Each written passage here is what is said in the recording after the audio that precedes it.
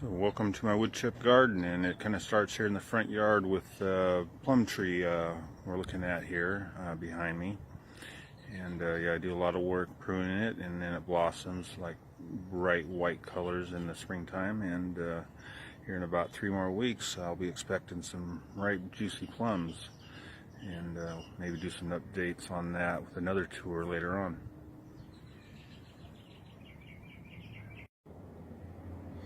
Okay, so we'll start our tour here with a little rose bush I had cloned and transplanted to this spot just because I had nothing else growing here. And as we turn the corner, we're going to see the California poppies all up and down the retainer walls.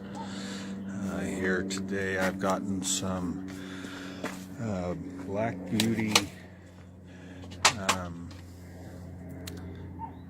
zucchinis started out. And now you can see the strawberry plants are already going pretty good up there. I got some cucumbers going on there in the woodchip garden. And as we come down the retainer wall here, we got some Russian kale, Dino Kale, intermixed in the row here. And and as we come up around the corner here, we have the woodchip composting box that we also are growing our spinach, carrots, baby greens, and lettuce in. We've got some aloe vera plants stuck in the corners here that should be doing well pretty soon.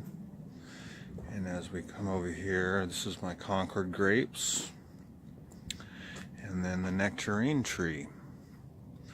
And down here on the ground is my collection of baby aloe veras that have yet to be potted in larger pots that we'll demonstrate later on.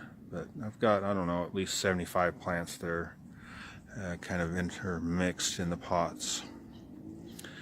And as we go up the steps, we'll survey the rest as we go by this aloe vera plant that is just doing magnificent in this large pot. More poppies. And as we go along is the artichoke plants, which are coming to an end here. They've already been producing for a while. This kind of plant that all you've got to do is throw some wood chips on the ground, and that's it. Once you've watered them in real good in the springtime when they start out, they get established and they pretty much take care of themselves year after year. You just got to chop them to the ground and then leave the roots. And the roots will regenerate another plant every year in the springtime. Not much work in it. And then as we pan around here, we got my sweet potatoes and spinach going on. More artichokes. And down here is our composting pile. Pan around to the soon-to-be brandywine tomatoes. And we've just put in a row of Russian kale back there that's a little bit wilty at the moment, but it's going to come through because we're still here in the springtime, so transplanting the Russian kale should work out. It's kind of a cooler climate kale, so I put it in this spot for that reason. It's going to get shade part of the day. And we pan around. Here's our orange tree, as well as another artichoke plant that got too big for its own good and toppled over. And come down to our row of broccoli, brassicas, and we've got some cucumbers here that we're waiting on, as well as another row of spinach and a Salanova lettuce. We've got a bunch of onions there in a shady spot, so that they should be some good greens for year-round onion greens. And here is our strawberries. As you can see, there's lots of little red berries all through there. I've got these in kind of a grid pattern, square foot gardening. They're all about 12 inches apart, but kind of alternating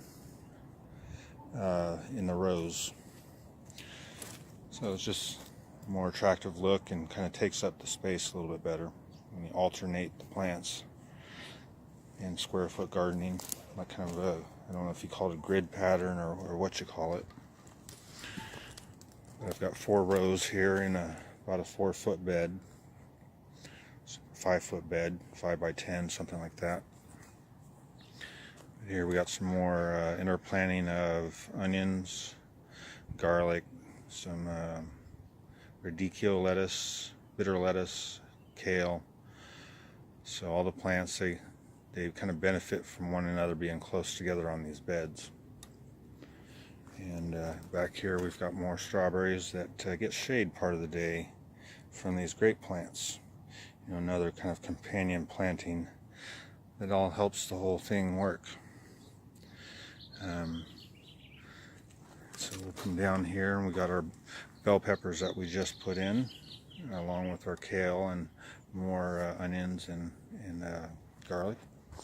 Some new tomatoes that just got put in, and eventually I will be growing some sweet peas on these same cages along with the tomatoes for about a month.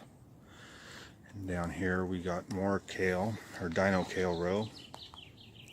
We've got some of that blue dazzle, or whatever they call that new lacinato kale. It's a blue Dino Kale, basically. It's got blue stems. It's quite interesting, I guess. And here is my romaine lettuce patch, where I've also intermixed more garlic and onions, and eventually I'll put some basil in there too, all intermixed and companion planting. And you can see some romaine heads ready to be harvested. Down here is where we got our strawberries and the Black Beauty zucchinis again. As you can see, I've got grape plants, lemons. Up there I've put in my row of artichokes again to take up that spot, since not much else grows there other than some cherry tomatoes, which I've also got planted there. A row of cherry tomatoes in between the artichokes, and a fig tree I've just put in up there. So hopefully we'll have some black figs, or whatever they wanted to call them, the big dark ones, which are about the sweetest ones I know of.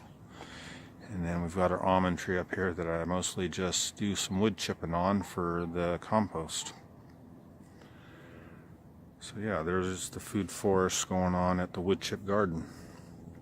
As you can see, the garden has beds that consist of 4 by 10, 5 by 10, 3 by 10, depending on what I'm trying to plant in them, and covered up in wood chips. That's the key thing in the garden, is the wood chips. It'll make everything that much happier. And here I'm trying to get some collard greens to sprout pretty soon. We'll see what happens. And that pretty much concludes the introductory tour this year, 2019 Woodchip Garden.